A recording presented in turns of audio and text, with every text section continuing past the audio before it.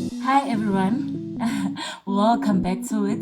This is Uprising Enlightenment, and for those who still don't know my name yet, my name is Netemba Mwango, and I'm so grateful for you deciding to even join me here again. I'm so delighted to have you here.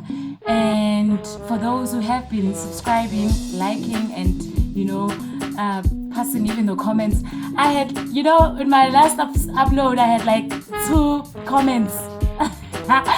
Which is like, wow, I was so excited. You guys have no idea how much of a beautiful journey this has been to me, how much of a beautiful journey this has been for me and for the people around me, and this basically just makes me understand that, we can't break their ice, I'm sure you also know that women are the future, right? So like, no hard feelings, guys. Anyways, yeah, let's do this again. In today's video, we are going to be discussing the 12 universal laws. And basically, what are the 12 universal laws and how can you use the 12 universal laws in order to make sure that you can be able to manifest success in your life and manifest abundance and beautiful things and all the other things that you need as a human being, as a human species that exists in this universe. So basically, the 12 universal laws are here to help you, be part of all of this, right? Be part of the existence, be part of the universe on its own. So basically, the 12 universal laws, they derive from the concept or idea of how everything in this universe, literally everything, when everything is broken down into small particles or small bits of pieces, everything just makes energy, including ourselves. We are also just made out of energy, right? So I'm going to help you with that, and I'm going to help you and teach you with that as well. So basically, let me try to explain to you what are the 12 universal laws and where do they come from, who came up with these concepts and all of that. So basically, the 12 universal laws come from the metaphysics concept as well as the philosophical perspective. With all of these concepts combined together, they came the 12 universal laws, which basically make us realize that we are part of in as much as we are human species and we for some reason believe that we are the most intelligent beings in the universe. And therefore we have that mentality that we should govern over other things.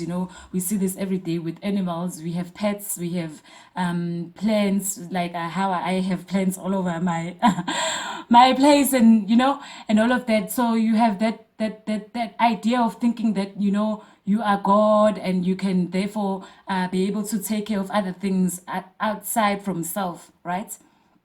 It's part of us. Definitely we should be doing that, and as much as we should also be taking care of the Mother Gaia, the earth, our home that we are in, right?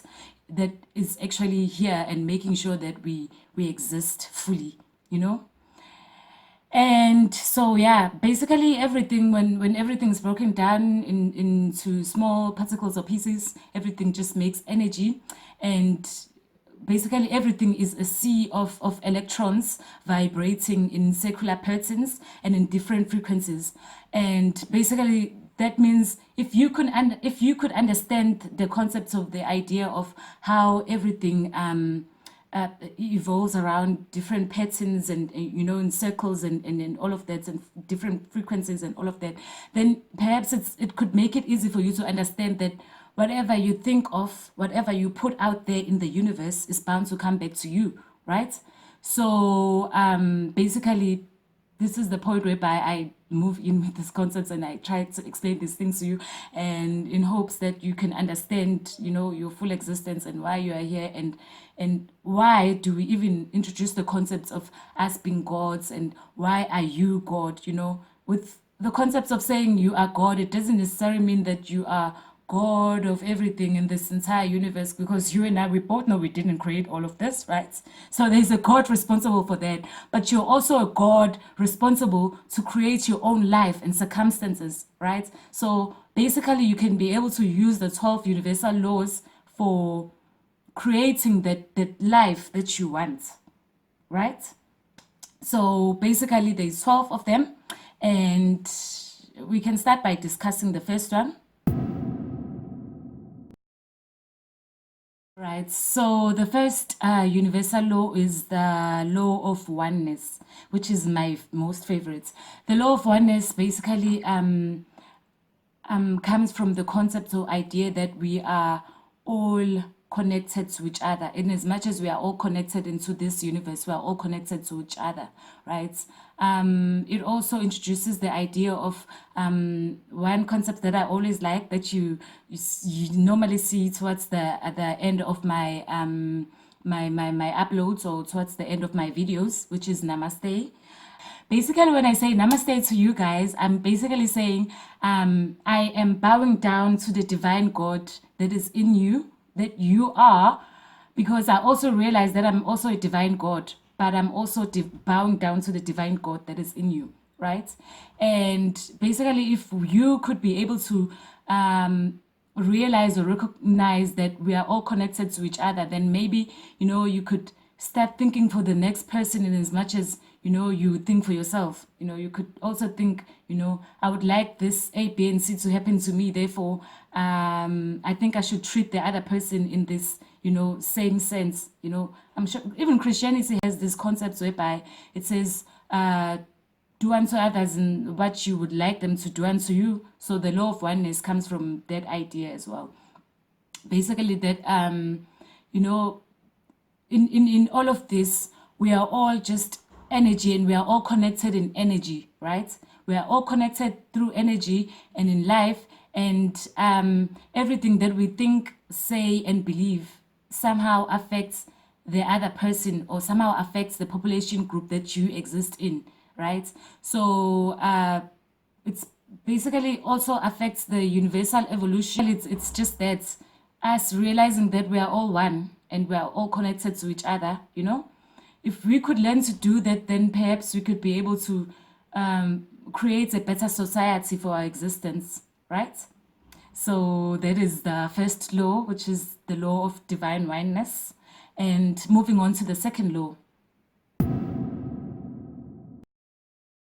Right, so moving on to the second law of second universal law, which is the law of vibration. The law of vibration basically derives from the concept of how everything we see, feel, touch, everything we say, our thoughts, and our thoughts, most importantly, and emotions, they send out unique frequencies in the universe, right? To actually, in a circular pattern, unique vibrations and frequencies to the universe in circular patterns, in making sure that, whatever it is that we send out comes back to us. So basically, everything moves and vibrates and travels in circular patterns. Everything just vibrates. It goes like this. Everything just, in the same sense, the world revolves around, everything around the solar system just works in circular patterns, like how we go around the sun, and how other planets as well, every other planet in the solar system revolves around the sun. So everything evolves around, it vibrates, it goes around in circular patterns. So is the law of vibration. So basically, if we could make sure that our thoughts and our feelings, if we could focus on our thoughts and our feelings in most cases in our lives, then we can be able to guide and have emotional intelligence, that could help us guide ourselves into making sure that we create conditions and circumstances that we would like to see in our lives, right?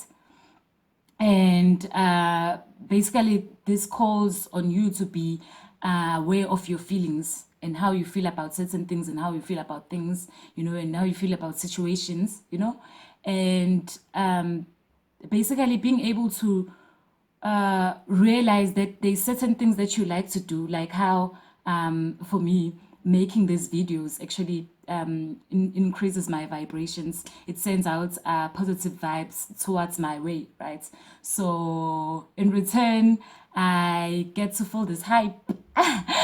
I get to feel all excited, and I get to feel, like I'm doing something, out there. I'm bringing change in this universe, and someone will know about me, and someone will read about me, and I'm leaving my mark. And so basically, the more I send out those vibrations around me, the more I attract such situations and such circumstances and conditions in my life as well. Right. Moving on to the third law, the third universal law, which is the law of action, which basically introduces the idea of how we as human beings, or we as human species, should you know always try by all means to take actions, take actions in towards the guidance that you are given by your higher self, which is another reason why I keep insisting on us going back to ourselves and who we are as people, and realizing that we are gods, and realizing that we can create our own lives, and we can create our future, and realizing that we can create you know circumstances and conditions in our lives. So basically, the law of action is you being able to sit with self, listen to self, and take action towards the direction you've been given by self, you know, and basically, which is part of the things that I'm doing here, right? Which is I took the time in self finding. I found myself, and in the time of meditating and everything, I listened to myself, and I listened to my to the guidance from my higher self, who basically knows everything, who basically knows who you are and why you're here and why you chose to be part of the current existence on planet Earth, because we all have reasons why we're here. I always say this. I believe if in every second, in every minute, and in every hour, a new soul is born into this world, then there's definitely another purpose for that person's existence, right? So it's the same thing with us. And basically, the law of action is just you taking action towards the guidance you've been given by higher self. And basically also, making sure that you start looking for the positive in everything that you do. Higher self could be telling me, I need to make these videos and reach out to people. There's been other people who have been through situations that I've been through, just to try and heal us as an African nation, and not only us, but to try to heal others as well, in all the other different races that we exist in this world. Remember, we are connected, right? So, yes, basically the law of action just says that.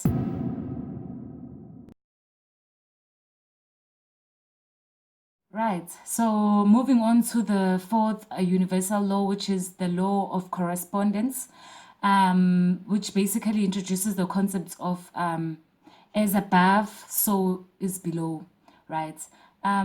Basically, your inner reality creates your outside world, right?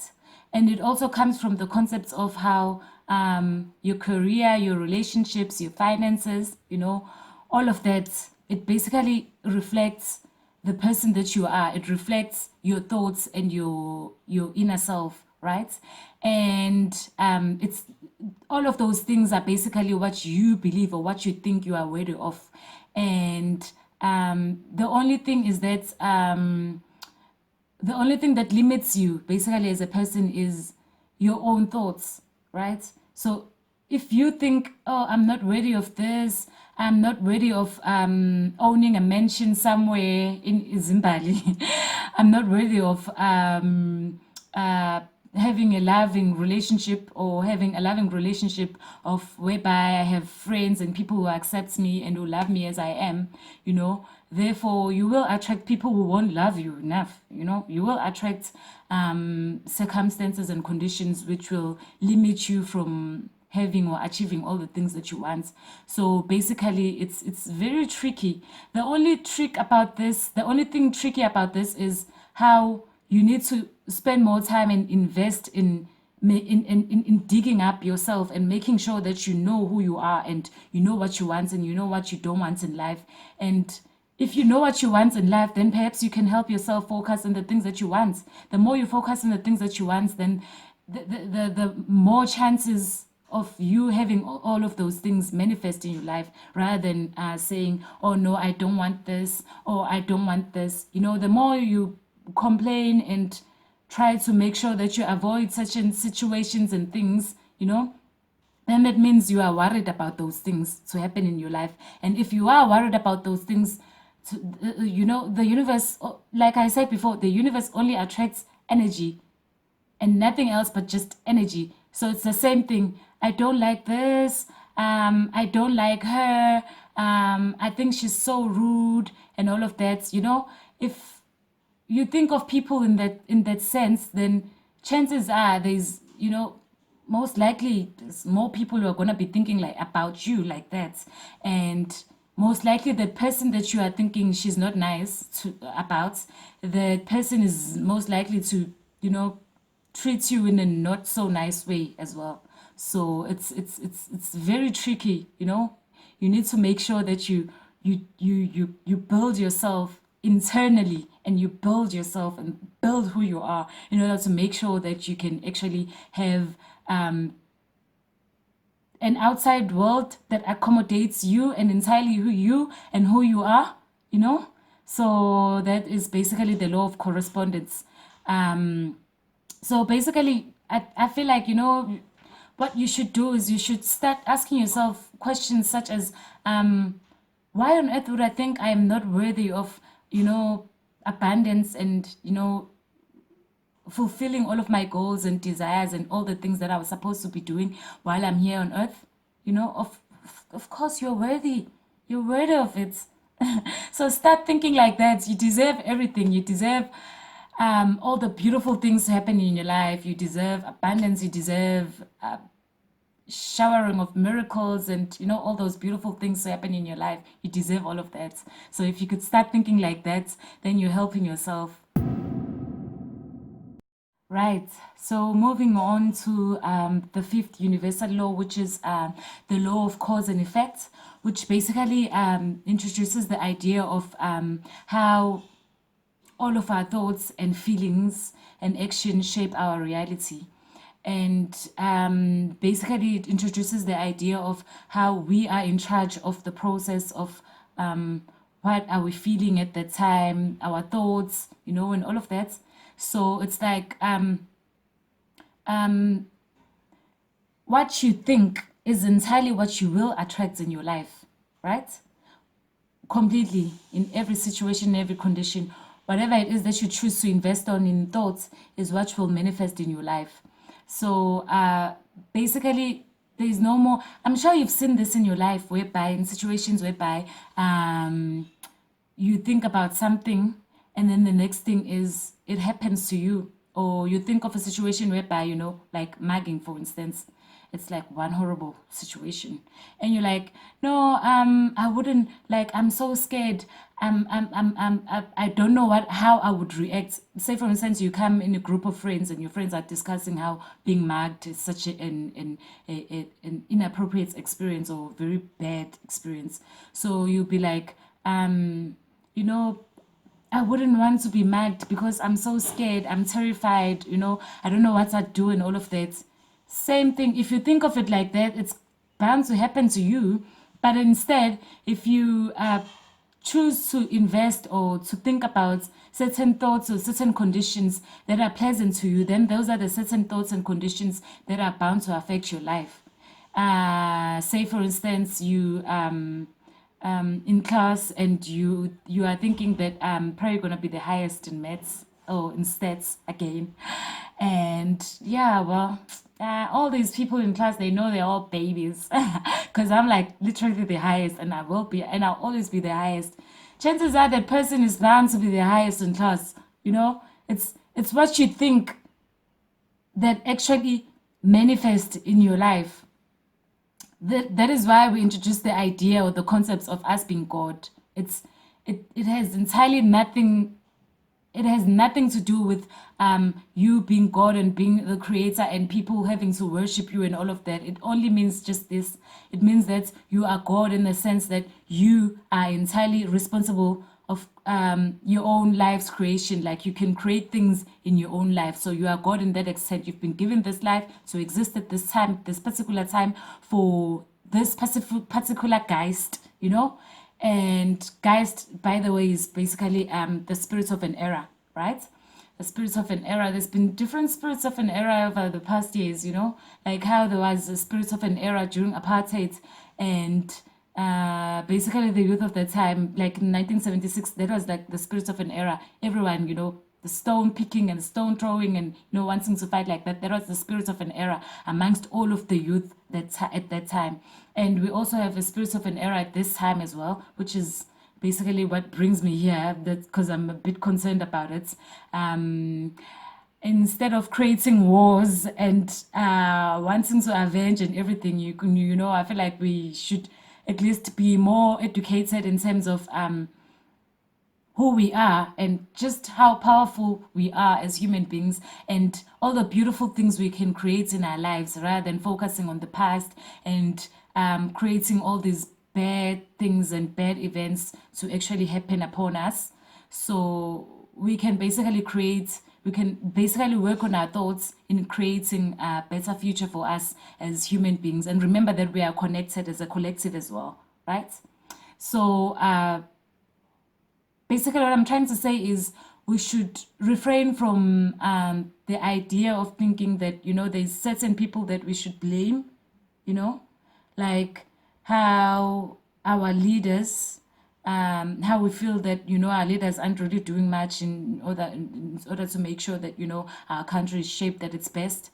And instead of blaming our leaders, and instead of blaming other people and saying, you know, so and so is such a horrible person, but you can actually start thinking about your thoughts and thinking, this is what I do. I think to myself, I'm like, okay, what has created this? I'm like, oh, did I think this?